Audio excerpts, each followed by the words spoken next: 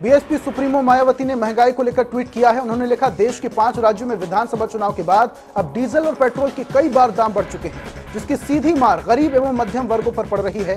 केंद्र सरकार इसे कम करने के लिए उचित कदम जरूर उठाए। यूपी बोर्ड की इंटरमीडिएट परीक्षा में अंग्रेजी का पेपर लीक होने के मामले में एसटीएफ की ताबड़तोड़ कार्रवाई जारी है। पेपर लीक मामले में अब तक बलिया के डीआईओएस ब्रजेश मिश्रा समेत 22 आरोपियों को गिरफ्तार किया गया। गिरफ्तार आरोपियों में कई स्कूल के प्रबंधन और प्रिंसिपल शामिल हैं। एसटीएफ ने आरोपियों के पास से पेपर भी बरामद किए हैं। बता दें कि बुधवार को दूसरी पाली में इंटरमीडिएट इंग्लिश का पेपर होना था, लेकिन परीक्षा से पहले ही दोपहर 12 बजे के करीब बलिया में पेपर लीक हो गया, जिसके बाद 24 जिले में परीक्षाएं रद्द कर दी गई। इन 24 जिलों में 13 अप्रैल को इंग्लिश की परीक्षा फिर से आयोजित होगी। पेपर लीक होने के बाद मुख्यमंत्री योगी आदित्यनाथ भी एक्शन मोड में दिखे। मुख्यमंत्री ने शाम एक उच्च स्तरीय बैठक बुलाई। इस बैठक में उन्होंने सभी 24 जिलों के एडीएम से रिपोर्ट तलब की है।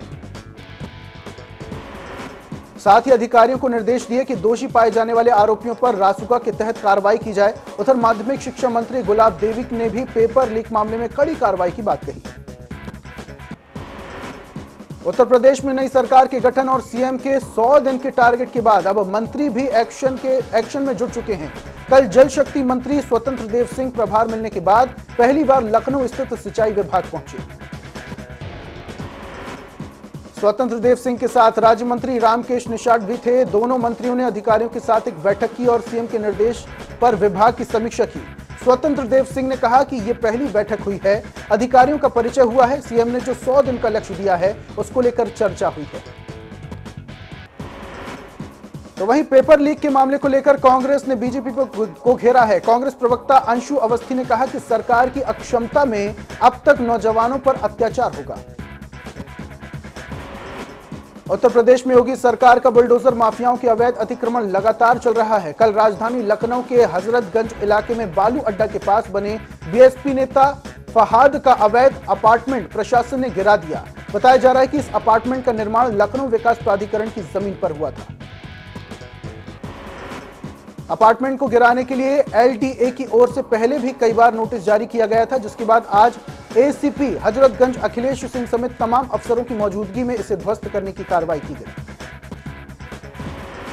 लखीमपुर खीरी कांड के आरोपी आशीष मिश्रा की बेल वाली याचिका पर कल सुप्रीम कोर्ट में सुनवाई हुई। सुप्रीम कोर्ट की ओर से नियुक्त एसआईटी ने लखीमपुर खीरी हिंसा मामले में आशीष मिश्रा को जमानत देने के खिलाफ उत्तर प्रदेश सरकार से अपील दायर करने को कहा है। सुप्रीम कोर्ट ने मुख्य न्यायाधीश एनवी रमन्ना की अध्यक्षता वाली सुप्रीम कोर्ट की 3 न्यायाधीशों की विशेष पीठ ने उत्तर प्रदेश सरकार से आरोपी आशीष मिश्रा की जमानत को लेकर चुनौती को लेकर अपना रुख साफ करने के लिए 4 अप्रैल तक का वक्त दिया। सुनवाई के दौरान सुप्रीम कोर्ट ने यूपी सरकार से पूछा कि आशीष मिश्रा की जमानत रद्द करने की अपील को लेकर यूपी का क्या रुख है। 4 अप्रैल को अगली सुनवाई की तारीख तय करते हुए सुप्रीम कोर्ट ने पंजाब और हाई कोर्ट के रिटायर्ड जज जस्टिस राकेश कुमार जैन की चिट्ठी को राज्य सरकार और याचिकाकर्ता को देने को कहा है।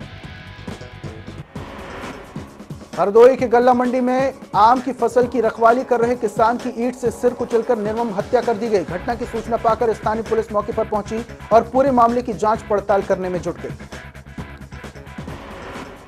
बिजनौर के नजीबाबाद थाना पुलिस ने नकली नोटों के साथ 3 लोगों को गिरफ्तार किया है। साथ ही उनके पास से 58,000 नकली और रुपए भी बरामद किए हैं। पुलिस अधीक्षक डॉक्टर धर्मवीर सिंह ने खुलासा करते हुए बताया कि प्रेमिका के पति को फंसाने के लिए बरेली से नकली नोट लाए गए थे। कासगंज नगर पालिका परिषद की तरफ से 3 महीने से वेतन न दिए जाने से नाराज नगर पालिका के संविदा सफाई कर्मचारी हड़ताल पर धरने पर बैठ गए हैं। सफाई कर्मियों द्वारा पालिका प्रशासन पर अनदेखी का आरोप लगाते हुए नारेबाजी की गई। गाजीपुर के जिला प्रशासन ने एक बड़ी कार्रवाई करते हुए नकल माफिया महेंद्र सिंह कुशवाहा की भारी पुलिस मौजूदगी में गैंगस्टर की धारा 14A के तहत 1 करोड़ 15 लाख की भूमि को कुर्क कर दिया। बरेली आंवला के थाना क्षेत्र सिरौली पुलिस ने 6 लाख की अफीम के साथ एक तस्कर को गिरफ्तार किया। उसके खिलाफ एनडीपीएस एक्ट के तहत मुकदमा दर्ज किया गया। साथ ही पुलिस ने अफीम को जब्त किया। अलीगढ़ के थाना कोतवाली क्षेत्र अंतर्गत वर्तमान पार्षद रुखसार बेगम के घर पर अज्ञात बदमाशों की तरफ से गोली चलाने का मामला सामने आया। बदमाशों ने पार्षद के गेट में कई राउंड फायरिंग की और फरार हो गए।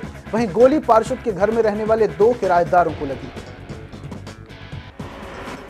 अमेठी के जामा थाना क्षेत्र में हिस्ट्री शीटर संदीप सिंह का शव नहर में मिलने से हड़कंप मच गया।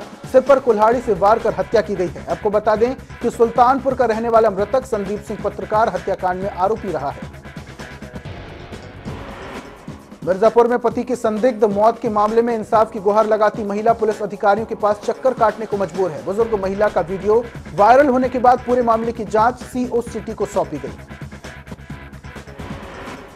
महिला का कहना है कि उनके गले में फंदा लगा था और वो स्टूल पर बैठे थे, जबकि थाना पुलिस मामले की लीपापोती में जुटी हुई है। मामला संज्ञान में आने पर एसपी ने क्षेत्राधिकारी नगर को जांच सौंपी। कानपुर के गोविंदनगर थाना क्षेत्र में बीच सड़क पर चलती कार में आग लग गई। वहीं ड्राइवर ने कूदकर अपनी जान बचाई। लखीमपुर खीरी में गोकर्ण नाथ जंगल में आग लग गई। कई दिनों से जंगल में धधक रही आग बुझने की कई कोशिश नहीं की गई। जालौन में 23 साल पुराने हत्या के मामले में 4 आरोपियों को आजीवन कारावास की सजा सुनाई गई है। अपर जिला सत्र प्रथम न्यायाधीश सुरेश चंद्र ने 4 आरोपियों के आजीवन कारावास की सजा सुनाई और साथ ही 22,000 रुपए का जुर्माना भी लगाया। उत्तराखंड में मई के पहले सप्ताह से 4 धाम यात्रा की शुरुआत हो रही है। इसको लेकर मुख्यमंत्री पुष्कर सिंह धामी ने सचिवालय में अधिकारियों के साथ समीक्षा बैठक की। इस बैठक में पर्यटन मंत्री सतपाल महाराज, प्रदेश के प्रमुख सचिव एस संधू, 4 धाम यात्रा में जुड़े हुए विभिन्न विभागों के अधिकारी मौजूद रहे। मुख्यमंत्री पुष्कर सिंह धामी ने अधिकारियों को जल्द सभी व्यवस्थाओं को दुरुस्त करने के निर्देश दिए हैं। सीएम धामी ने कहा कि 4 धाम यात्रा में आने वाले श्रद्धालुओं को किसी भी तरह की कोई परेशानी ना हो, इसका विशेष ख्याल रखा जाए। भाजपा के राष्ट्रीय संगठन महामंत्री बीएल संतोष आगामी 4 अप्रैल को उत्तराखंड पहुंच रहे हैं। ज्यादा जानकारी देते हुए भाजपा प्रदेश अध्यक्ष मदन कौशिक ने बताया कि राष्ट्रीय संगठन महामंत्री 4 से 5 दिन के लिए उत्तराखंड में ही रहेंगे। मदन कौशिक ने बताया कि इस दौरान वो कई कार्यक्रम में हिस्सा लेंगे। साथ ही 2022 के विधानसभा चुनाव में भाजपा को जिन 23 सीटों पर हार का मुख देखना पड़ा, उसकी रिपोर्ट जल्द ही तैयार कर ली जाएगी और इस रिपोर्ट पर भी चर्चा की जाएगी। विधानसभा सत्र को दूसरे दिन बहुजन समाज पार्टी ने सदन में अवैध खनन का मुद्दा उठाया। लक्सर विधानसभा से बसपा विधायक मोहम्मद शहनाज ने सदन में कहा कि हरिद्वार में बेतहाशा खनन हो रहा है, जिसके कारण बड़े बड़े गड्ढे वहां हो रहे हैं। उन्होंने मामले को नियम 58 के तहत चर्चा की मांग की है। हालांकि इस विषय में सदन में चर्चा नहीं हो पाई। विधायक शहजाद ने मुख्यमंत्री से भेंट की और खनन के मुद्दे को लेकर अपना पक्ष रखा। शहजाद ने कहा कि मुख्यमंत्री पुष्कर सिंह धामी ने हरिद्वार में चल रहे खनन को लेकर आश्वस्त किया है कि भविष्य में इस प्रकार की घटना सामने नहीं आएगी। इसके साथ ही डीएम हरिद्वार को भी मुख्यमंत्री द्वारा निर्देश दिए गए। विधानसभा सत्र के दूसरे दिन सदन के अंदर और बाहर महंगाई का मुद्दा छाया रहा। मुख्य विपक्षी पार्टी कांग्रेस ने सदन में सभी काम रोककर नियम 310 के तहत महंगाई के मुद्दे पर चर्चा की मांग की है। शाम के वक्त विधानसभा अध्यक्ष रितु खंडूरी ने नियम 58 के तहत महंगाई के मुद्दे को सदन में गृहीता पर सुनकर और उसे आग्रह किया, यानी कि उसे पूरी तरह से अस्वीकार कर दिया। विपक्षी पार्टी कांग्रेस ने इस मुद्दे पर नाराजगी जताते हुए सदन के बेल में जाकर हंगामा किया और विपक्ष के हंगामे के चलते सदन की कार्यवाही बाधित रही। विपक्ष के सदस्यों ने शाम 5:30 बजे सदन की कार्रवाई का बायकॉट किया और सदन से बाहर निकल गए। निवर्तमान नेता प्रतिपक्ष प्रीतम सिंह ने कहा कि देश में लगातार महंगाई बढ़ती जा रही है और आम जनता का जीवन दूभर हो गया है। सरकार को इस विषय में ठोस कदम उठाने की जरूरत है। उत्तराखंड की 5वीं विधानसभा के दूसरे दिन विधानसभा अध्यक्ष रितु खंडूरी ने सदन की कार्रवाई में शांति और सुचारू पूर्वक सहयोग के लिए पक्ष और विपक्ष के सभी सदस्यों का धन्यवाद दिया और कहा कि प्रदेश हित और जनहित के अनेक विषयों पर सदन में दोनों दलों की ओर से शांतिपूर्वक गंभीर चिंतन मनन किया गया। पेट्रोल, डीजल और रसोई गैस की बढ़ती कीमतों को लेकर कांग्रेस ने आज हल्द्वानी के बुद्ध पार्क में केंद्र और राज्य सरकार के खिलाफ धरना प्रदर्शन किया। लगातार बढ़ती महंगाई को लेकर कांग्रेस ने आरोप लगाया कि केंद्र सरकार पेट्रोल, डीजल और रसोई गैस की बढ़ती कीमतों को रोकने में नाकाम साबित हो रही है। कांग्रेस ने गैस के खाली सिलेंडर को माला पहनाकर अपना विरोध जताया। कांग्रेस कार्यकर्ताओं ने कहा कि जब तक रसोई गैस और पेट्रोल डीजल की कीमतें कम नहीं हो जाती, तब तक केंद्र और राज्य सरकार के खिलाफ विरोध प्रदर्शन जारी रहेगा। पहाड़ों की रानी मसूरी में पेयजल निगम द्वारा बिछाई जा रही यमुना मसूरी पेयजल योजना की कार्यशैली के खिलाफ व्यापारियों और स्थानीय नागरिकों के साथ साथ मसूरी घूमने आए पर्यटकों का आक्रोश फूट पड़ा। सबने सड़कों पर आकर धरना प्रदर्शन किया और पेयजल निगम के खिलाफ जमकर नारेबाजी की। हल्द्वानी में राज्य स्तर T20 महिला क्रिकेट प्रतियोगिता का आयोजन किया गया। इस प्रतियोगिता में कल फाइनल खेला जाएगा। क्रिकेट प्रतियोगिता को लेकर छात्राओं में भी उत्साह देखने को मिला। भदोही जिले के बहरोजपुर में बंद फाटक को क्रॉस करते समय अधेड़ की ट्रेन की चपेट में आने से मौत हो गई। सूचना पर पुलिस पहुंची और कार्रवाई में जुट गई।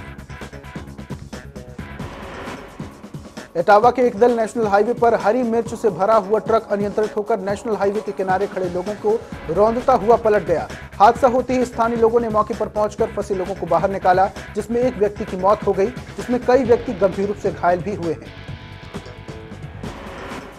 फर्रुखाबाद में भाजपा मंडल अध्यक्ष के सिर में दबंग पूर्व प्रधान ने गोली मार दी। दबंग पूर्व प्रधान ने कोल्ड स्टोरेज में अमोनिया गैस के रिसाव का प्रयास किया, जिससे कि बड़ा हादसा हो सकता था।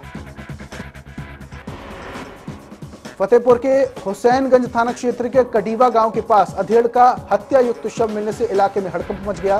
गांव के बाहर बोरे से शव बरामद हुआ, जिसके बाद ग्रामीणों की सूचना पर पहुंची पुलिस शव की शिनाख्त में जुटी हुई है।